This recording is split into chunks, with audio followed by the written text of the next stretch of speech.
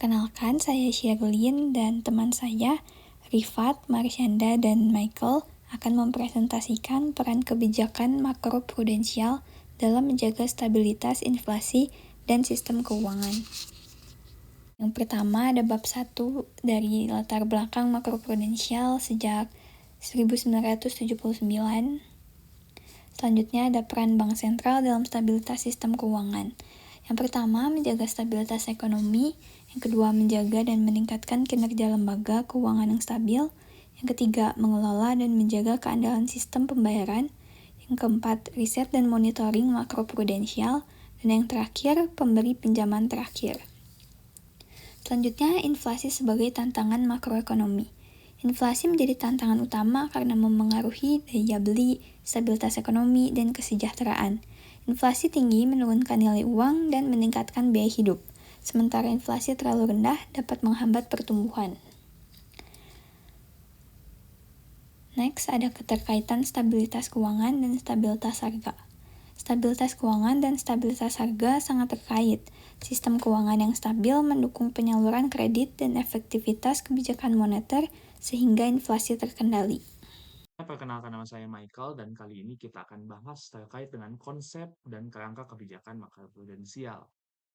Yang pertama, ada pengertian dan tujuan kebijakan makroprudensial. Kebijakan makroprudensial adalah kebijakan yang dibuat oleh otoritas keuangan seperti BI atau otoritas jasa keuangan untuk menjaga stabilitas sistem keuangan secara keseluruhan. Fokus kebijakan ini bukan hanya pada satu bank atau lembaga keuangan saja, tapi pada sistem keuangan secara keseluruhan. Nah, di sini ada beberapa tujuan kebijakan makroprudensial. Yang pertama ada menjaga stabilitas sistem keuangan.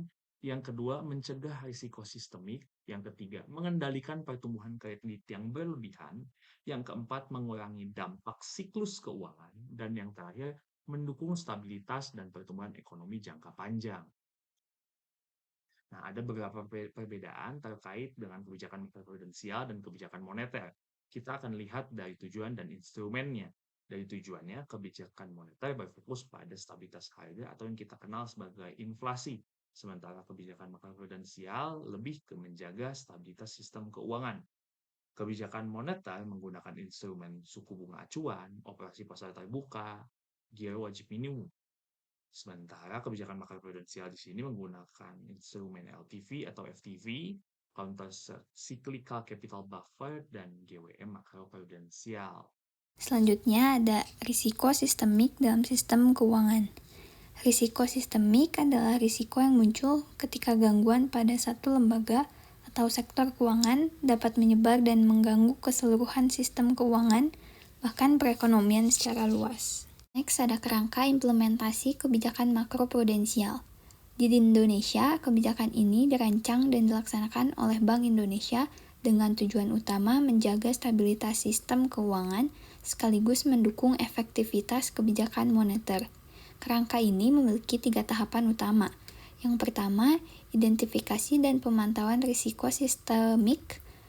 Yang kedua, perumusan dan penerapan instrumen makroprudensial. Yang ketiga, evaluasi dan koordinasi kebijakan. Bab 3. Instrumen kebijakan makroprudensial. Rasio loan to value (LTV) dan financing to value (FTV). Secara sederhana, LTV dan FTV menunjukkan seberapa besar kredit dibandingkan nilai agunan properti. Instrumen ini digunakan Bank Indonesia sebagai kebijakan makroprudensial yang bersifat countercyclical, artinya diperketat saat ekonomi terlalu panas dan dilonggarkan saat ekonomi melambat. Tujuannya adalah mencegah risiko sistemik, khususnya dari lonjakan harga properti yang tidak sesuai dengan fundamental ekonomi. Dalam kondisi kebijakan yang akomodatif, pengaturan LTV dan uang muka bertujuan mendorong penyaluran kredit secara sehat dan berkelanjutan. Kebijakan ini mempengaruhi baik sisi permintaan maupun penawaran kredit, terutama di sektor properti. Aturan dibuat lebih ketat untuk kepemilikan properti kedua dan seterusnya guna menekan spekulasi. Saat ini, BI memberikan pelonggaran maksimal yaitu LTV hingga 100% dan uang muka kendaraan 0% sebagai bentuk dukungan terhadap pemulihan ekonomi. Countercyclical Capital Buffer atau CCYB itu merupakan tambahan modal yang wajib dimiliki bank untuk mengantisipasi risiko saat kredit tumbuh terlalu cepat. Instrumen ini bertujuan mengurangi prosiklikalitas, yaitu kecenderungan bank terlalu agresif saat ekonomi ekspansi dan terlalu berhati-hati saat ekonomi melemah. Modal yang dikumpulkan saat ekonomi kuat dapat digunakan saat ekonomi melambat sehingga fungsi intermediasi tetap terjaga. Saat ini, besaran TCYB ditetapkan 0%, menandakan kebijakan yang masih bersifat akomodatif. Ini ada giro wajib minimum atau GWM makroprudensial. Giro wajib minimum adalah instrumen pengelolaan likuiditas yang mewajibkan bank menyimpan dana di BI. Dalam konteks makroprudensial, GWM digunakan untuk mengatur kapasitas kredit perbankan. Jika GWM dinaikkan, likuiditas bank berkurang dan kredit melambat. Sebaliknya, penurunan GWM mendorong kredit ke sektor real. Selain menjaga stabilitas sistem keuangan, GWM juga berkontribusi dalam pengendalian inflasi melalui pengaruhnya terhadap likuidasi. Ada stress test dalam sistem keuangan. Ini tuh stress testing digunakan untuk mengukur ketahanan bank terhadap kondisi ekonomi ekstrim. Dalam situasi krisis, risiko kredit meningkat, NPL naik, laba menurun, dan modal bank tertekan. Melalui stress test, otoritas dapat menilai apakah bank mampu menyerap kerugian dan tetap menjalankan fungsi intermediasi. Ada pengawasan sistem keuangannya. BI menggunakan stress testing secara top-down untuk menilai ketahanan sistem perbankan secara keseluruhan. Pengujian dilakukan dengan berbagai skenario makroekonomi dan mencakup risiko kredit pasar, likuiditas, serta efek penularan antar bank. Hasil stress test membantu otoritas mendeteksi risiko sistemik sejak dini dan mengambil kebijakan pencegahan. Sebelumnya perkenalkan, nama saya Muhammad Rifat Tarazi, dan saya akan menjelaskan mengenai mekanisme transmisi kebijakan makroprudensial terhadap inflasi. Pertama, itu adalah pengaruh kebijakan makroprudensial terhadap penyaluran kredit. Jadi pada saat ini saya akan menjelaskan bagaimana kebijakan makroprudensial berperan dalam mengendalikan risiko sistemik dari penyaluran kredit perbankan. Penyaluran kredit bersifat prosiklikal, sehingga ketika ekonomi tumbuh, kredit cenderung meningkat pesat dan berpotensi menimbulkan risiko. Untuk itu, Bank Indonesia menggunakan instrumen seperti capital adequacy ratio dan giro wajib minimum.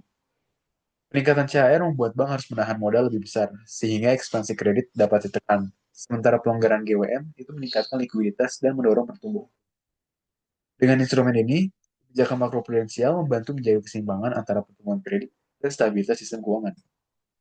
Kemudian saya akan menjelaskan mengenai hubungan kredit, permintaan agregat, dan inflasi. Kredit perbankan mendorong permintaan agregat melalui peningkatan konsumsi dan investasi, sehingga berkontribusi pada pertumbuhan ekonomi.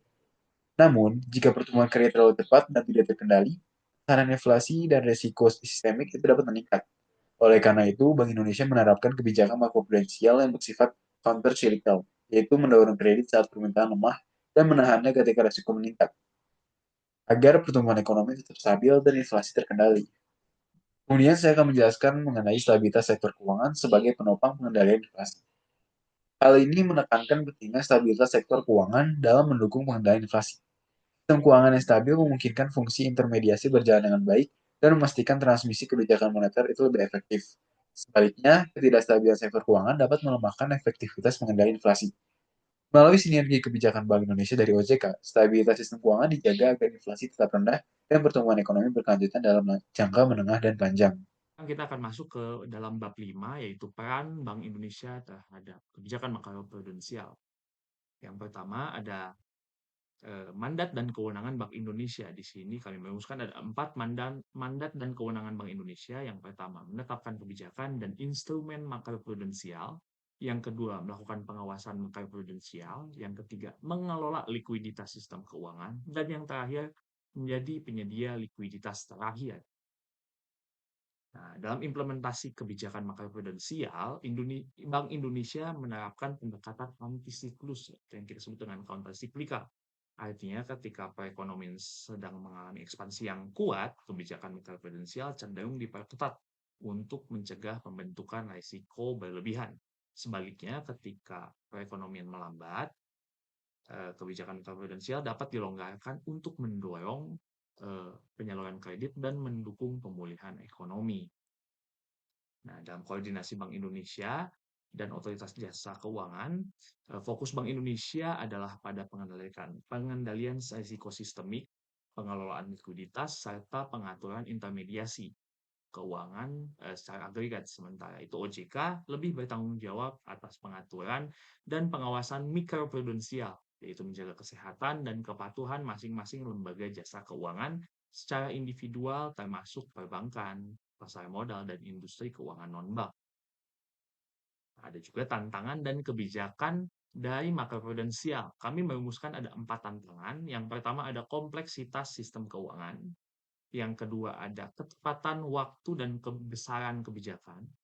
Yang ketiga ada trade-off antara stabilitas keuangan dan pertumbuhan ekonomi.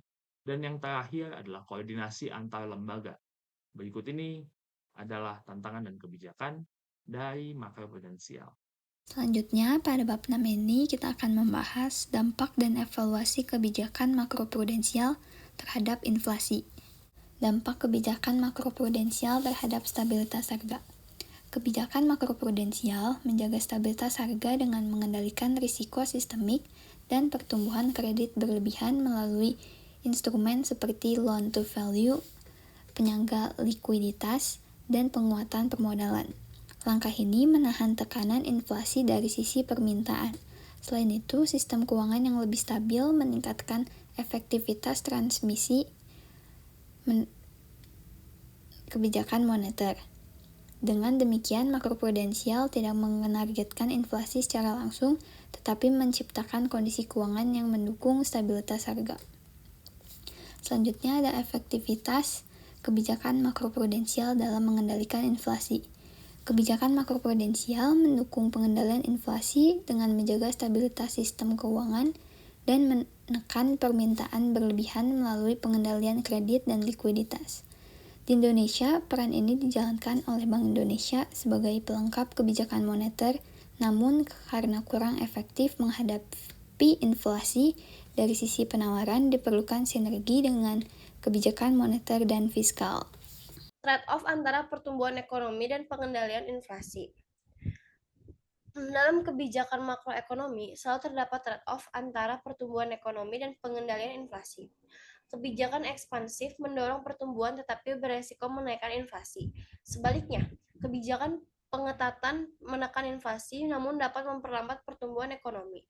Oleh karena itu, kebijakan makroprudensial berperan penting untuk menjaga keseimbangan antara stabilitas harga dan pertumbuhan ekonomi.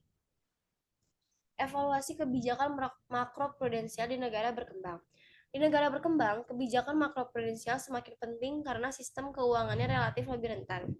Instrumen seperti LTV dan pembatasan utang terbukti mampu menekan pertumbuhan kredit berlebihan dan risiko NPL.